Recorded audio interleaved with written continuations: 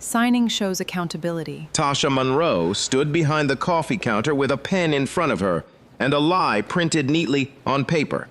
The district manager smiled, like this was just procedure. A man in an old jacket sat with a half-eaten slice of coffee cake, listening to every word. We have rules, sir. I'm the owner. They said Tasha had mishandled money. They said she created tension. They said she had no proof. But Tasha knew what they had taken. Her blue notebook was gone. The one with the dates, the drawer counts. I just said what happened. The spoiled milk reports, the missing receipts, and the truth nobody wanted on record. I copied it. Then Vanessa pushed the pen closer and said, "Signing shows accountability." Tasha looked at the paper, then at the people waiting for her to bury herself. And with her voice barely above a whisper, she said, I won't sign a lie just because it's printed neatly. Nobody knew the quiet customer in the corner owned the entire company. Before anyone says another word, I have one question. Who exactly are you? But before that room learned his name, we need to go back to the morning Tasha walked into work already surrounded by a plan. On the morning Marcus Reed walked into the Harbor and Spoon on Briar Street, nobody recognized him. That was the point. He wore an old charcoal jacket, dark jeans, and a rain-damp baseball cap pulled low over his face. To the two cashiers behind the counter, he looked like any tired man coming in before work. Another customer, another receipt, another name they would forget. Outside, October rain scratched the windows. Inside, the shop smelled of burnt espresso, steamed milk, and warm brown sugar. Marcus ordered a black coffee and one slice of coffee cake. Then he sat near the pickup counter, lifted the fork, took one bite, and froze. Not because the cake was bad, because it tasted familiar. Butter, nutmeg, brown sugar, a faint touch of orange zest. That recipe was not supposed to be here.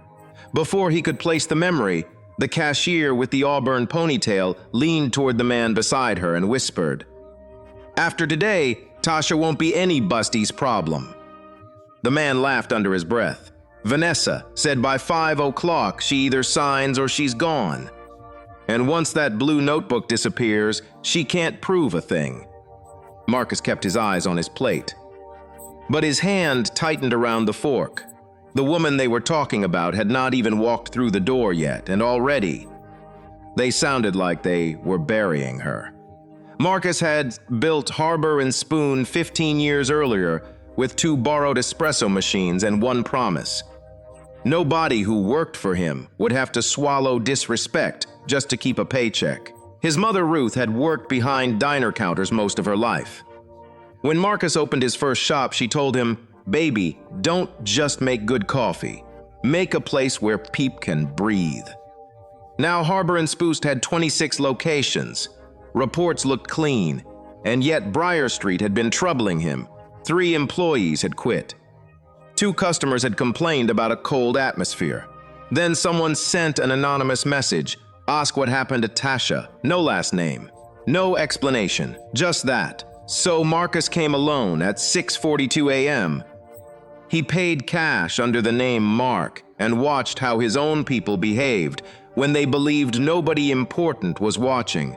Dina Vale barely looked at him when she slid the receipt across the counter. Carter Knox warmed the coffee cake with a smirk. Across the room, an elderly black man in a brown cardigan sat by the window with a folded newspaper. He was watching too. Dina wiped the counter in short, irritated circles. "She still thinks being good at the job matters," she said. Carter leaned back against the cabinet. "That's what makes it sad." Marcus took another slow sip of coffee. It was bitter, left sitting too long. Tasha, whoever she was, would have noticed. Dana lowered her voice again. "Vanessa said the missing deposit and the complaints go in the file today.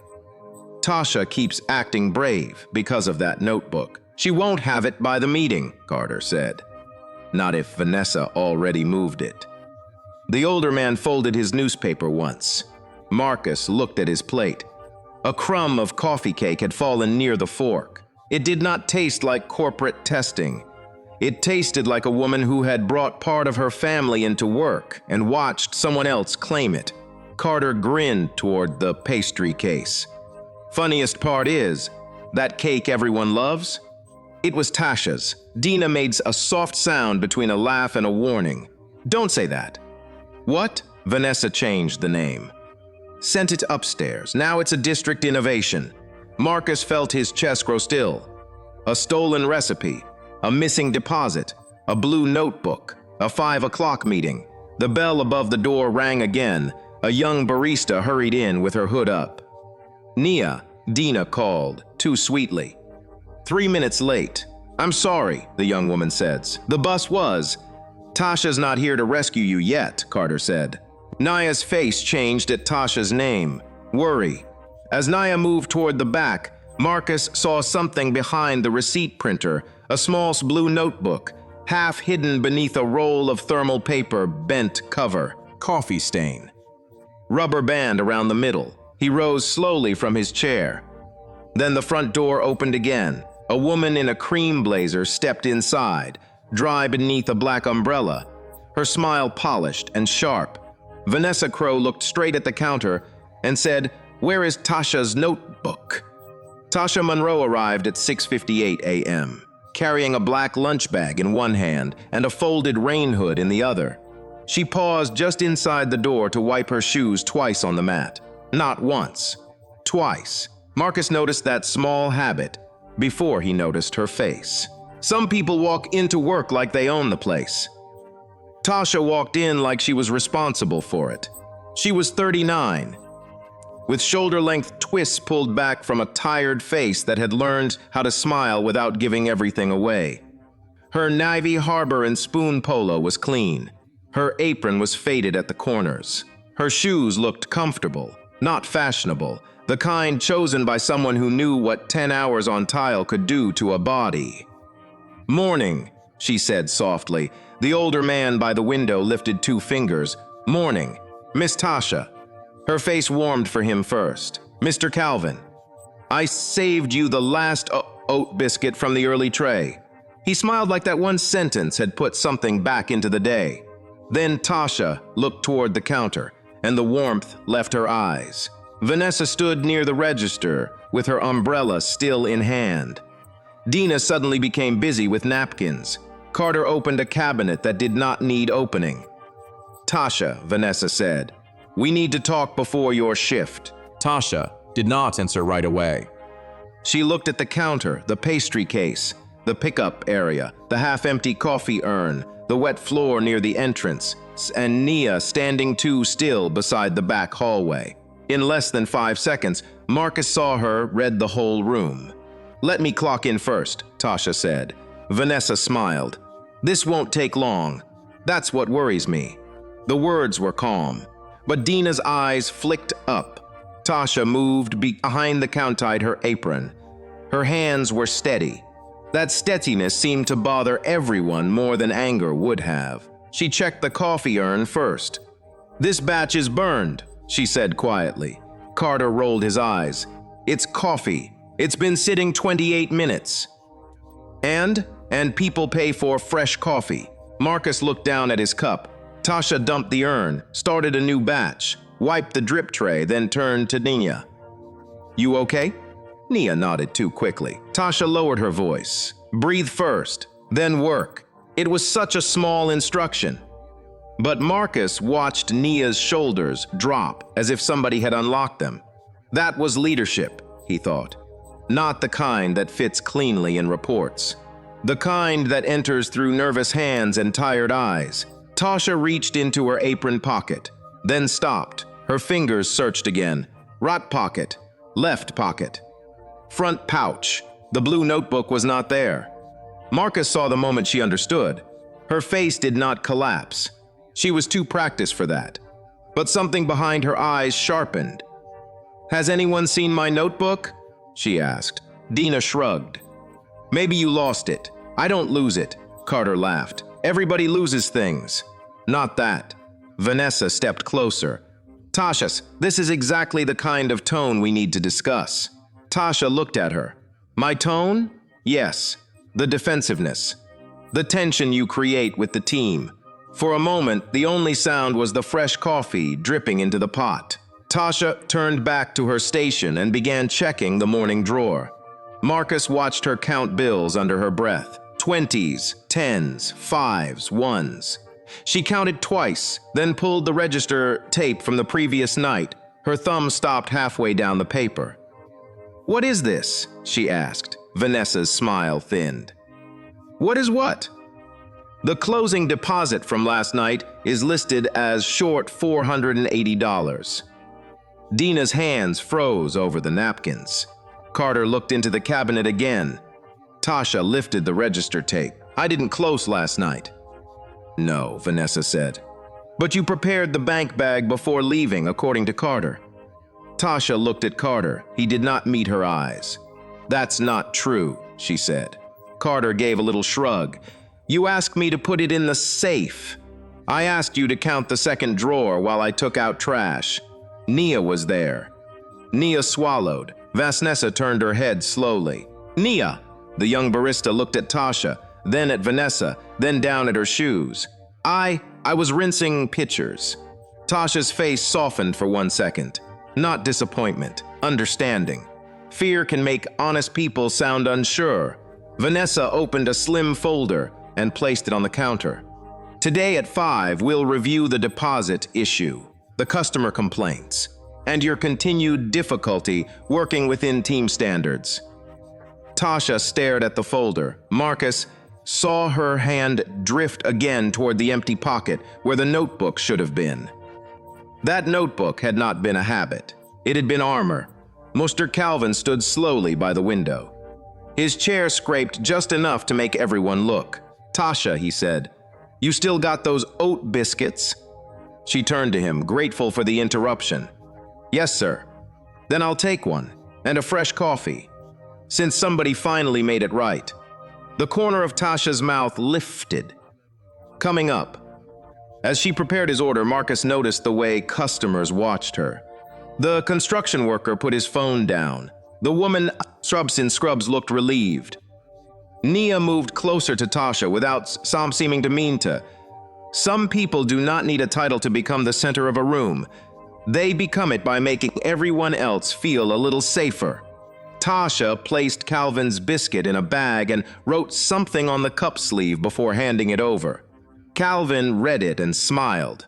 Marcus could not see the words, but he saw Vanessa watching, and for the first time that morning, her polished expression cracked, because whatever Tasha had lost, she had not lost the room yet. Then Dina reached behind the receipt printer, and the blue notebook was gone. Tasha saw Dina's hand move away from the receipt printer. Just a small movement, a wrist turning, fingers closing. A quick glance toward Vanessa before the hand disappeared beneath the counter. Tasha did not say anything. That was one of the first things Marcus learned about her. She did not waste words when the room was already waiting to punish her for having a voice. Instead, she finished Calvin's order, wiped the counter, and placed the cup in front of him with both hands. "Careful," she said. "Fresh brew." Calvin looked at her for a moment longer than usual. "Fresh is worth waiting for." Tasha nodded, but Marcus saw her eyes shift toward the empty space behind the printer. The notebook was gone. Vanessa stepped closer with the folder still tucked against her side. "Tasha, we can do this privately," she said. "You mean quietly?" Vanessa's smile stayed in place. "I mean professionally." Tasha looked at the morning line beginning to form near the door. 2 office workers, a delivery driver, a mother in a soaked trench coat, people wanting coffee, warmth, and 5 minutes of kindness before the world took more from them. So Tasha did what she had always done. She worked. She took orders when Dina pretended the register froze. She remade a latte Carter over-steamed. She noticed the mother's little boy staring at the pastry case and quietly slipped a broken cookie into a paper sleeve. No announcements. No performance. Just care. But care was exactly what had made her dangerous. 3 months earlier, Vanessa Crowe had arrived at Briar Street with a leather planner, a cream blazer, and a smile that made employees stand straighter. She praised the store's numbers.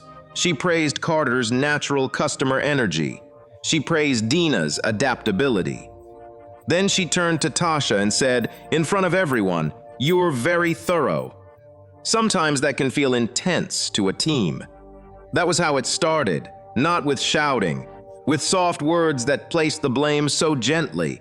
People barely noticed where it landed. When Tasha corrected expired milk labels, she was rigid. When she reported the back door not latching, she was negative. When she wrote down drawer shortages, she was creating mistrust.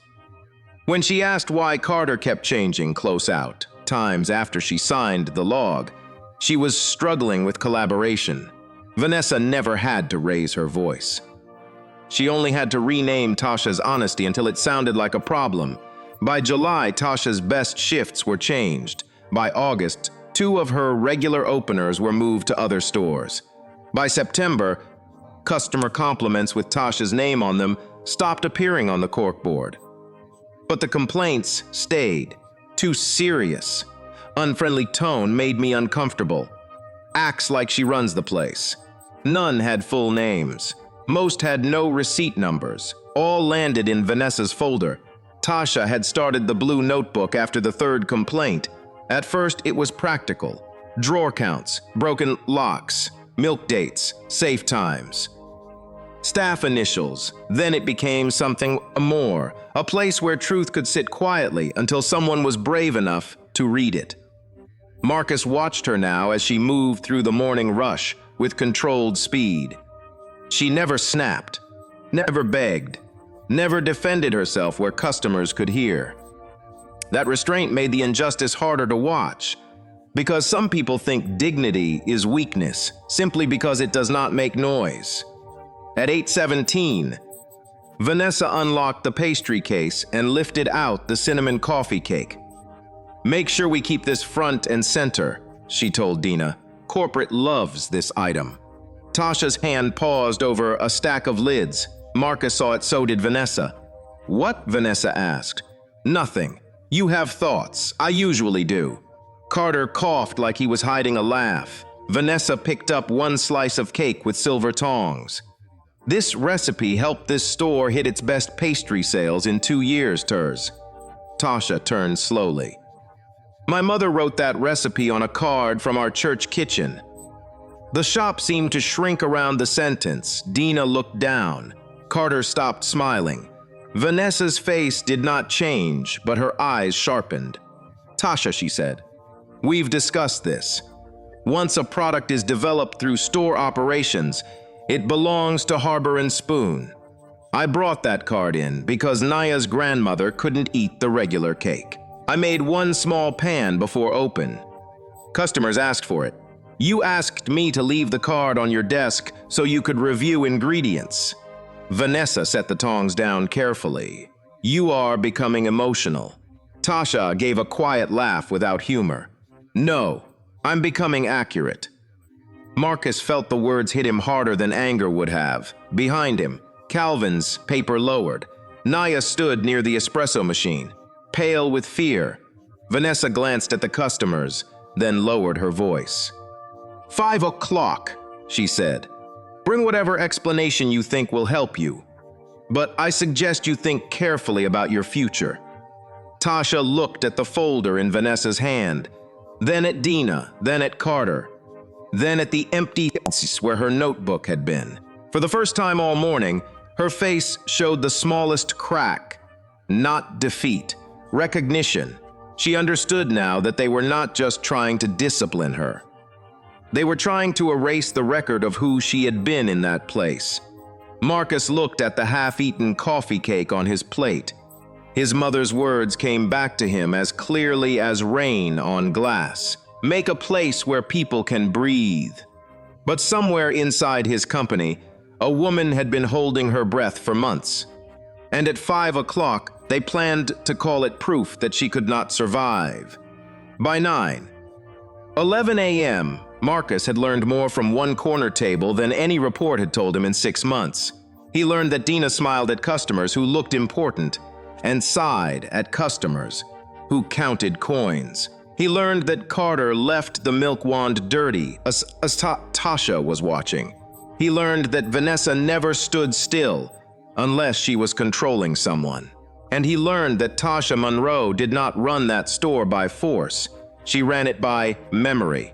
"Large oat latte, half sweet," she said before the nurse reached the register. The woman blinked. "You remembered?" You had a double shift last Friday. The nurse smiled for the first time that morning. A delivery driver came in shaking rain from his jacket. Tasha had his black coffee ready before he took his wallet out. Swan in a suit complained about waiting 90 seconds, and Tasha apologized without shrinking. Marcus watched all of it. Then he began testing the store. He walked back to the counter with his bitter coffee. "Excuse me," he said to Carter. "Could I get this remade?" Carter looked at the cup like Marcus had handed him a problem too small to deserve language. "What's wrong with it?" "It tastes burned," Carter exhaled. "That's how dark roast tastes." Tasha turned from the pastry case. "I'll remake it." Carter muttered, "Of course you will." Tasha did not answer him. She took the cup from Marcus, looked once at the sticker, then poured a fresh one from the new batch. "I'm sorry about that," she said. "No charge." Her eyes met his for less than a second. Not warm yet, not trusting, just present. Marcus returned to his table with the new coffee and wrote the time on the back of his receipt, 9:18. At 9:26, he ordered another slice of coffee cake from Dina. She rang it up as district cinnamon cake. Marcus asked, "Is that made here?" Dina smiled too quickly. "It's a company recipe. Good recipe. The district manager developed it."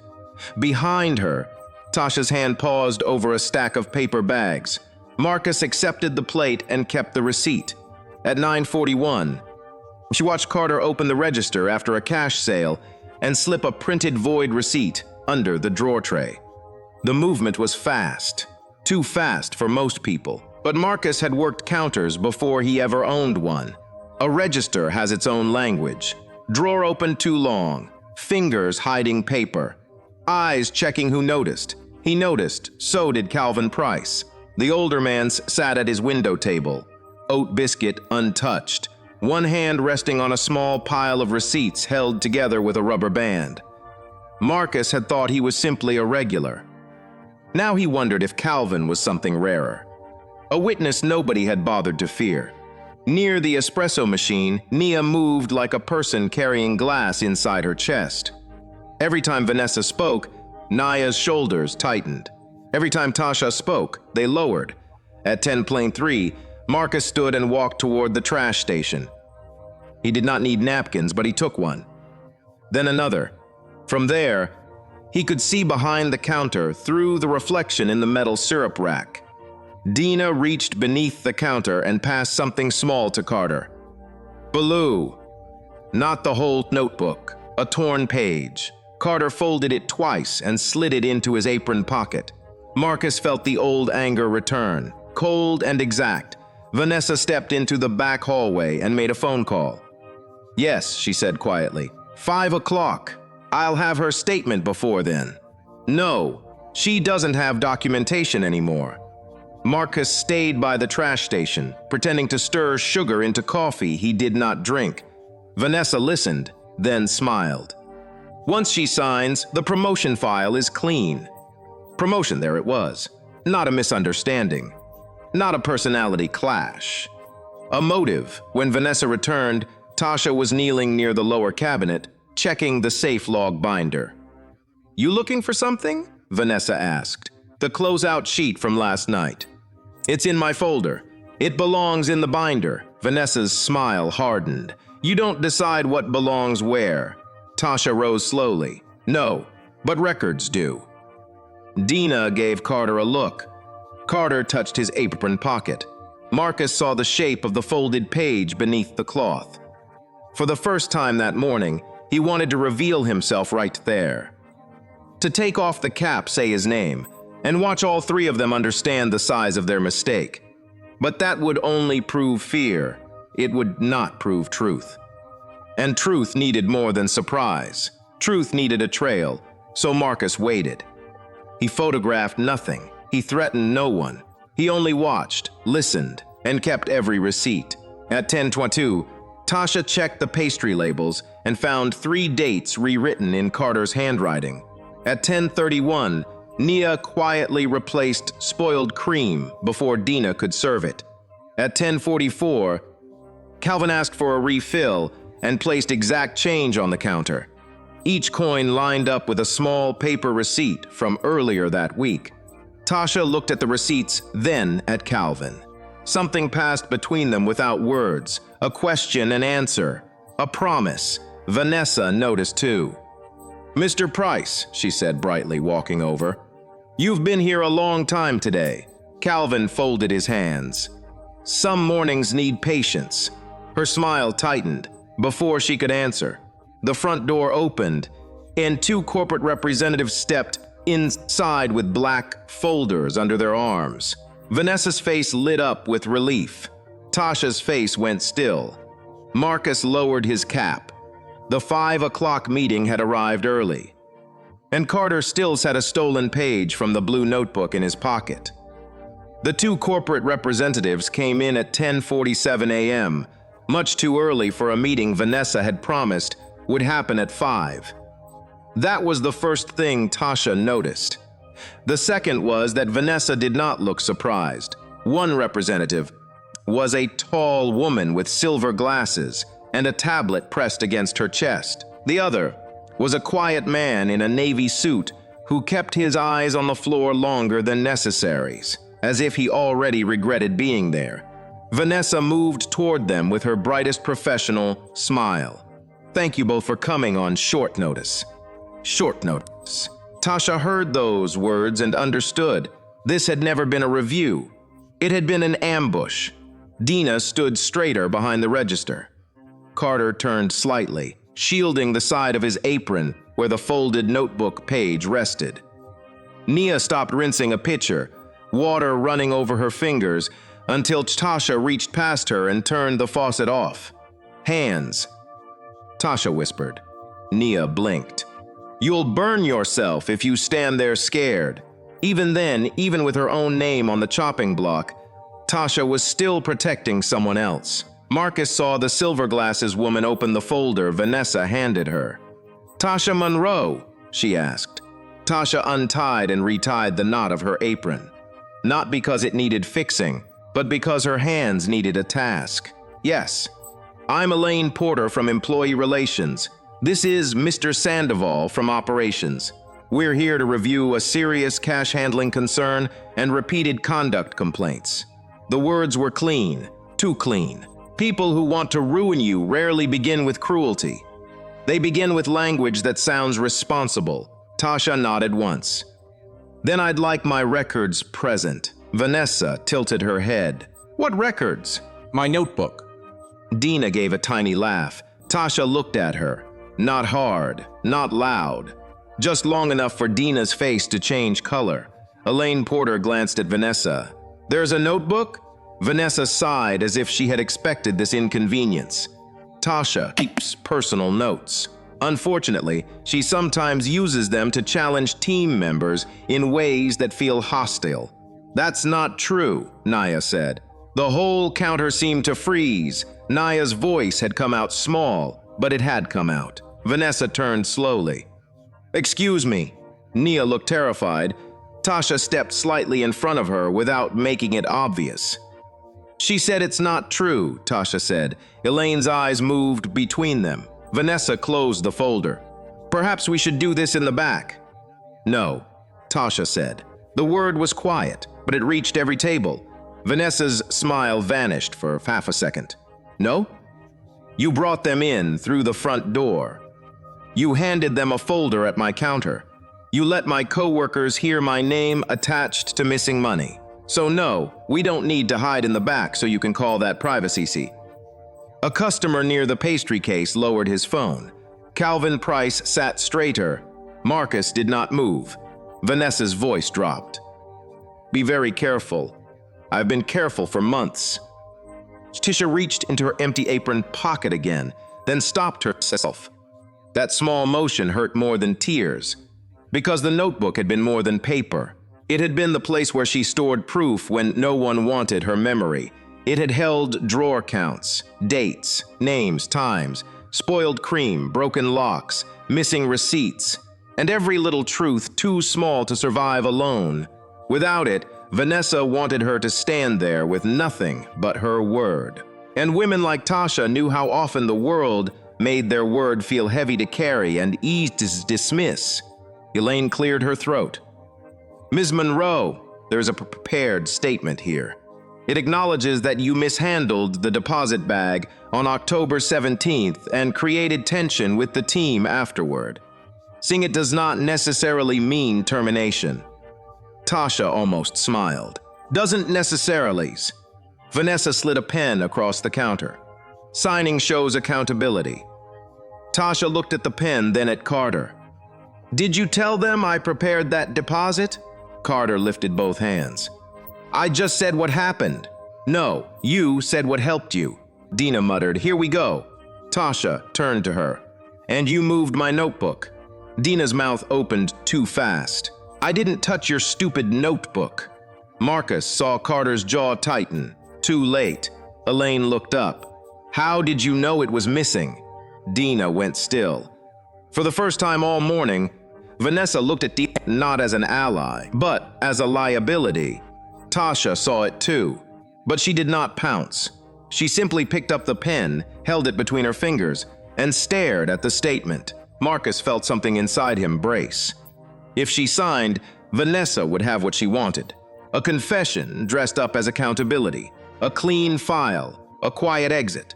Another hard-working woman blamed for the mess other people made. Tasha read the first line, then the second.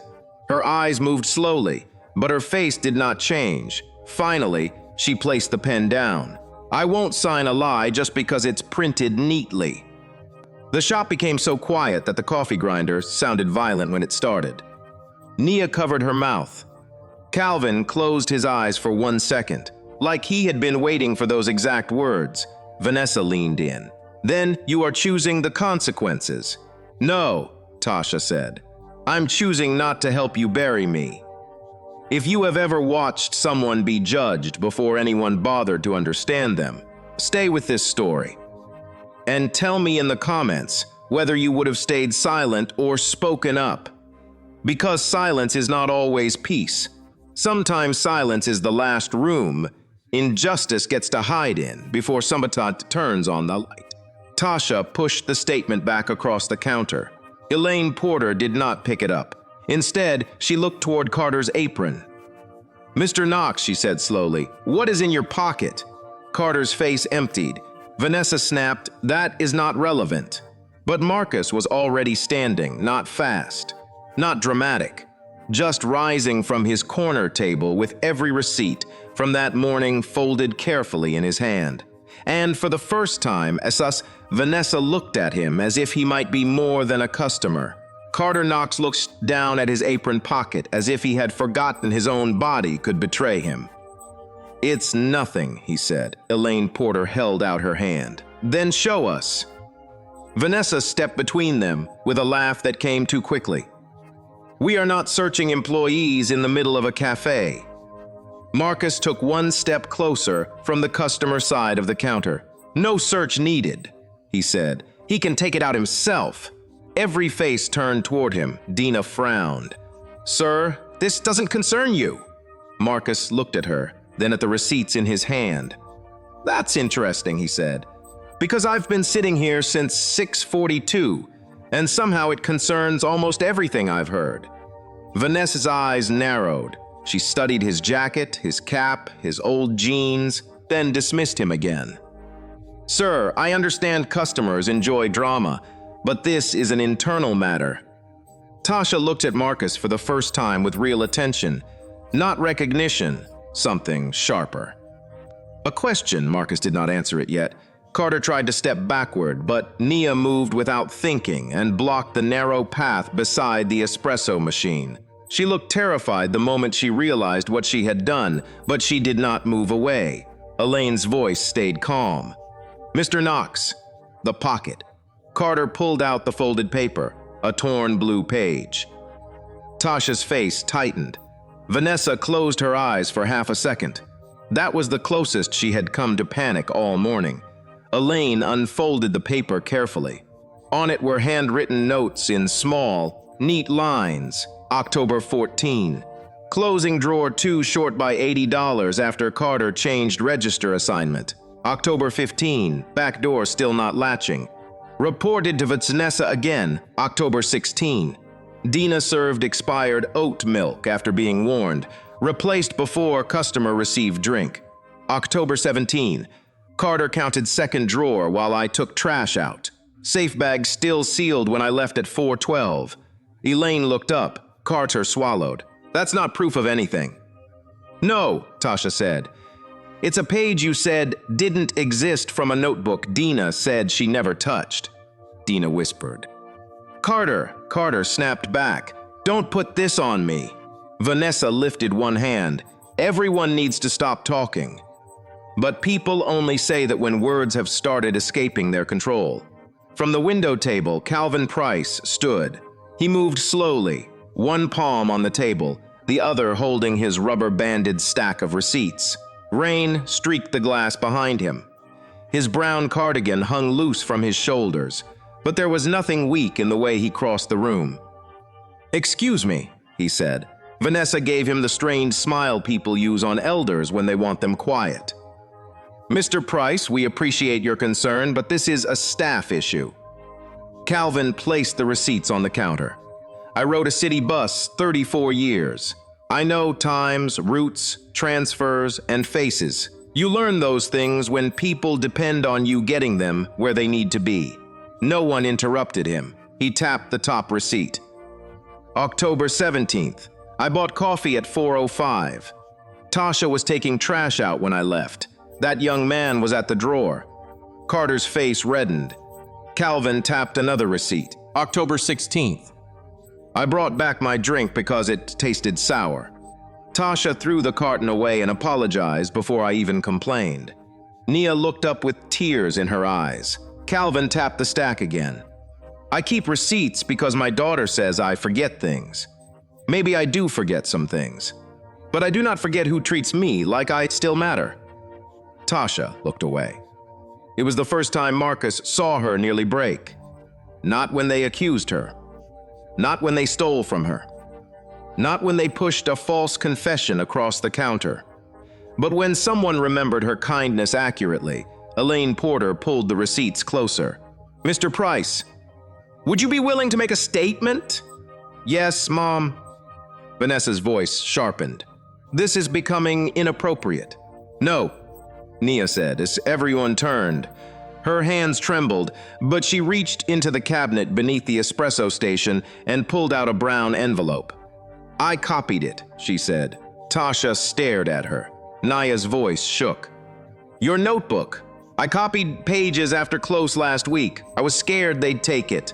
I'm sorry I didn't tell you." Vanessa went pale beneath her makeup.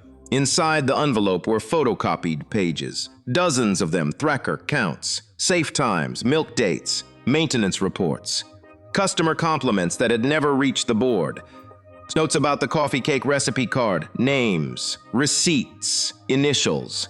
Tasha put one hand over her mouth. Nia began answering silently. "You kept protecting me. I didn't want to be useless." Tasha stepped toward her and lowered her voice. "Baby, you were never useless." Marcus felt those words settle deeper than the evidence. Because that was the thing about people like Tasha. Even in the middle of being attacked, she still knew how to give somebody else back their name. Elaine looked through the copied pages, then turned to Vanessa. Why were these concerns not escalated? Vanessa recovered just enough to lift her chin. Because many of these notes are personal interpretations from an employee with a documented pattern of conflict. Marcus looked at the torn page, then at Calvin's receipts, then at Nia's envelope. Vanessa was still trying to turn truth into personality. He had seen but before he could speak, Carter pointed at Dina. She moved the notebook. I only took the page because Vanessa said we needed to know what Tasha had written. Dina gasped. You liar. Vanessa's head snapped toward him. Carter, there it was. Not a denial. A warning. Marcus stepped to the counter and placed his receipts beside Calvin's. Before anyone says another word, he said, I have one question. Vanessa glared at him. And who exactly are you? Marcus reached up slowly and removed his cap. Marcus removed his cap, but he did not say his name right away. That would have been too easy. Power can walk into a room and make people silent. Truth has to make them speak. So Marcus set the cap on the counter beside his receipts and looked at Carter first. My question is simple, he said. If Tasha Monroe was the problem in this store, why did all the missing pieces end up in everybody else's hands? Nobody answered. The rain pressed softly against the windows. The espresso machine hissed behind Tasha like it was holding its breath with her.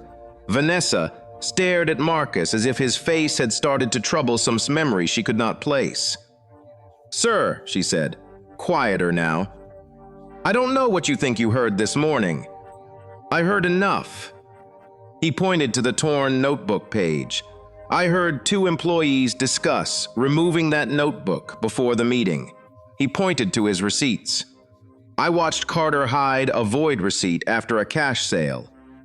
Carter's mouth opened. Nothing came out. Marcus turned toward Dina. I watched Dina reach behind the receipt printer, then act surprised when the notebook disappeared. Dina looked at Vanessa. You told me it was just to stop her from making things worse. Tasha closed her eyes, not because she was shocked, because betrayal hurts differently when it comes from people you once protected. Vanessa's voice cut in. Dina, stop talking. Marcus looked at Elaine Porter. You hear that? Elaine's face was pale now. Yes. Vanessa straightened. This is absurd. He's a customer. He has no standing in an internal review. Marcus gave a small nod. You're right about one thing. A customer should not have to prove your employee's dignity for you. Then he looked at Vanessa. And an owner should not have to go undercover to find out his district manager has been stealing credit, hiding complaints, and building a false termination file against one of the best workers in his company. The word owner moved through the cafe slowly. Not loudly, slowly, like everyone needed time to understand it. Dina's hand flew to her mouth. Carter stepped back until his shoulder hit the cabinet. Vanessa's eyes widened, then narrowed, trying to rearrange the morning into something survivable. Elaine Porter whispered, Mr. Reed? Marcus nodded once. Marcus Reed. Tasha stared at him. For the first time all day, she looked less guarded and more tired. Not weak, just tired in the way people become tired when help arrives after they already learned not to expect it. Marcus turned to her. Ms. Monroe, I owe you an apology. Not because I personally did this to you, but because my company gave these people enough room to think they could. Tasha did not answer. Her eyes were bright, but her chin stayed lifted. Vanessa stepped forward quickly. Marcus, I can explain. He turned back to her. No, you can answer. The quiet man from operations finally raised his head. Marcus picked up one of the copied notebook pages from Nia's envelope. October 17th. Tasha leaves at 4:12. Calvin's receipt places Carter at the drawer at 4:05. The safe log has a time correction. The missing deposit is blamed on Tasha after she is gone. Carter shook his head. Vanessa said, if I back report, the drawer issue would go away. Vanessa snapped, you are lying. Carter laughed once, panicked and ugly. No, I'm finally not. Dina began crying. She said Tasha was trying to get us fired. She said the notebook was full of accusations. Tasha looked at her. It was full of dates. Those 4 words landed harder than any speech. Marcus picked up another copied page. 16 expired oat milk. Tasha removes it. Complaint later filed saying she embarrassed staff in front of customers. Nia wiped her face. She didn't embarrass anyone. She stopped us from serving bad milk. Marcus picked up another recipe card. Tasha brings in her mother's coffee cake variation for a customer with dietary restrictions. Vanessa takes the card, changes the name, submits it as a district innovation. Vanessa's cheeks flushed. The recipe was adapted through store operations. Tasha spoke then, low and steady. My mother's handwriting was on that card. For the first time, Marcus saw anger on her face. Not explosive anger, clean anger. The kind that knows exactly what was taken. I brought it in because Naya said her grandmother missed cake after her diagnosis. I made one pan before open. I told Vanessa it was my mother's recipe. She said, "Family stories sell." I thought she meant it kindly. Vanessa said nothing. Marcus looked toward Elaine. "Where is that recipe filed now?" Elaine checked her tablet with shaking fingers. District development credit is under Vanessa Crow. The cafe stayed quiet. Calvin Price stepped beside Tasha, not touching her, just standing close enough that she would know she was not alone. Marcus faced Vanessa. "You didn't just take a recipe. You took a woman's memory and turned it into a line on your promotion file." Vanessa's face hardened again, but the polish was gone. "You have no idea the pressure district managers are under." Marcus nodded slowly. "I know pressure. I know payroll. I know investors. I know what it means to build something from nothing and still answer fail to people who think numbers are cleaner than pain." His voice dropped. "But pressure does not make a thief honest, and ambition does not make cruelty leadership." Elaine closed the folder Vanessa had brought in. "Mr. Reed, we need to suspend this review immediately." "No," Marcus said. Everyone looked at him. He turned to Tasha. "This review continues, but not of her." Vanessa froze. Marcus placed the stolen page, Calvin's receipts, and Naya's copied notebook pages side by side on the counter. Carter Knox, clock out and remain available for investigation. Dina Vale, same. Vanessa Crow, you are relieved of district authority pending a full review by outside counsel and employee relations. Vanessa's lips parted. "You're making a mistake." Marcus looked at Tasha. "No. I made the mistake months ago when I trusted reports more than people. That sentence did what punishment could not. It gave the room permission to breathe." Nia began to cry openly. Calvin lowered his head. Elaine Porter looked ashamed. Even the customers who had stayed through the strange morning seemed to understand that they had not just witnessed a workplace dispute. They had witnessed a woman nearly being erased in public. Marcus turned back to Tasha. "Ms. Monroe, I won't ask you to forgive this room today. I won't ask you to smile. I won't ask you to pretend a clean ending repairs a dirty season." Tasha swallowed hard. Marcus picked up the Vanessa had pushed toward her earlier and placed it gently beside the unsigned confession. "But I am asking you one thing." Tasha looked at him. "What?" He slid the copied pages back toward her. "Tell us what really happened. From the beginning, in your own words.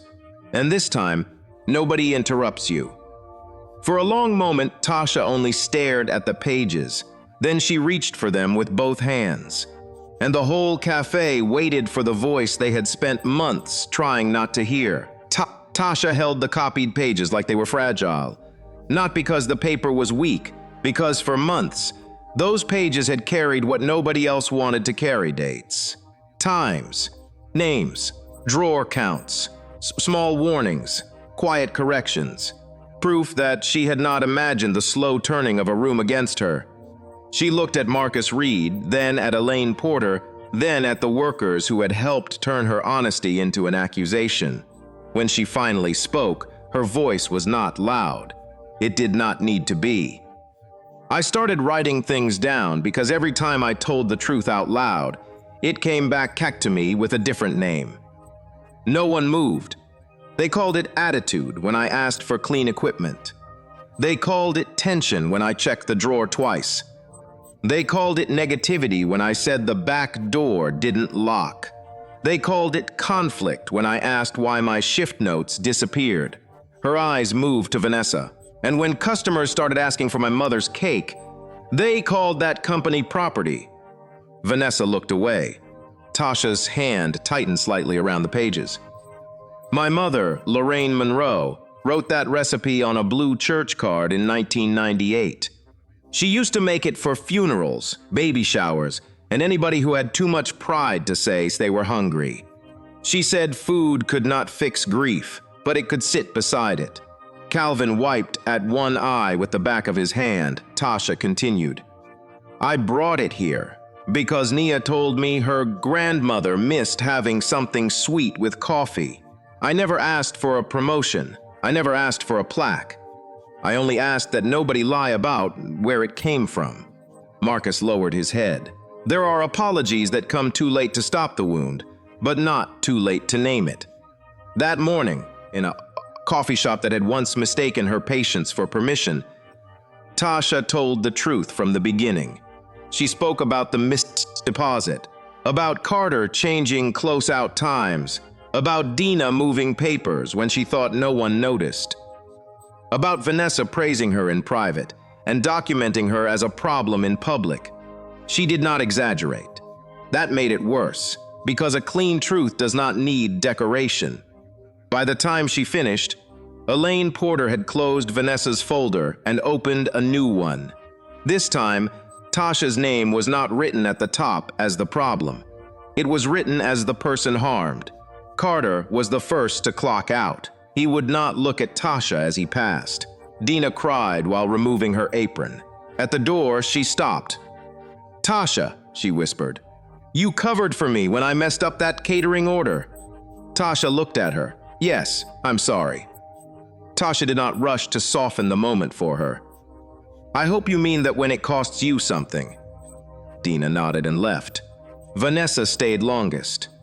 She stood near the counter in her cream blazer, still trying to look like someone in control, though the room no longer believed it.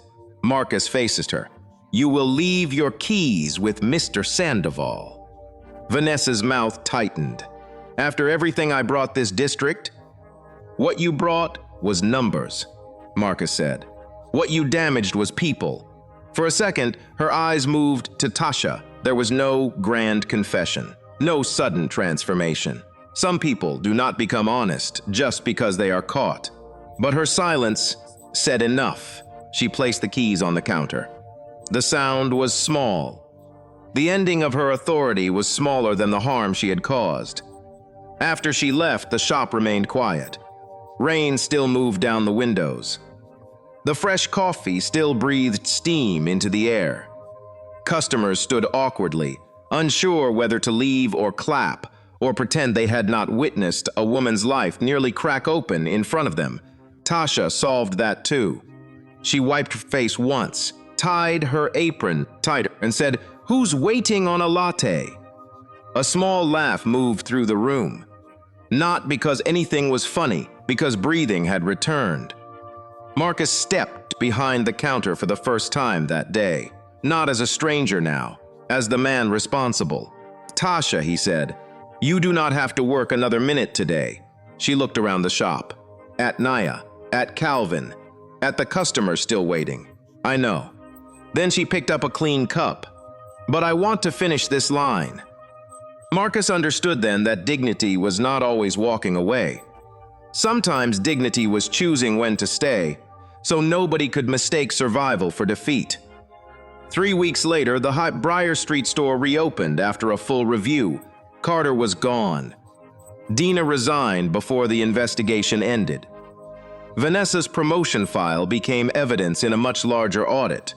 But the most important change was not printed in a press release. It sat by the IDs register, a blue notebook. The original one had been found in Vanessa's laptop bag. Bent cover, coffee stain. Rubber band still around the middle. Marcus returned it to Tasha in front of the entire staff. "I can't undo what happened," he told her. "But I can make sure the next person with a notebook is not treated like a threat."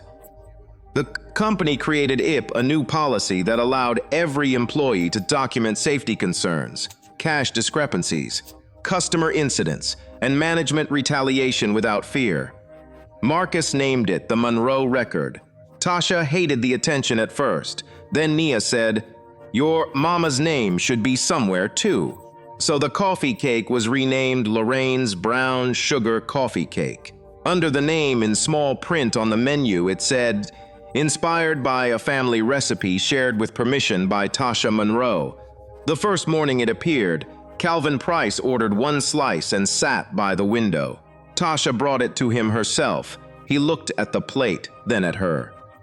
"Your mother would like that." Tasha smiled, but tears gathered before she could stop them. She would say they cut it too small. Calvin laughed so hard his napkin slipped from his lap. For the first time in months, Tasha laughed too, not carefully, not quietly, fully. And Marcus, standing near the end of the counter with a fresh cup of black coffee, finally understood something his mother had tried to teach him years before. A place is not made safe by slogans on the wall. It is made safe when the quietest truth in the room has somewhere to go. Tasha did not become valuable because the owner finally saw her. She had always been valuable. The difference was that now, the room had to admit it. If Tasha's story reminded you of someone who kept showing up even when the world treated them unfairly, leave their name or their lesson in the comments. And if stories about dignity, truth, and quiet strength matter to you, subscribe to Hush Stories so this kind of story keeps being told.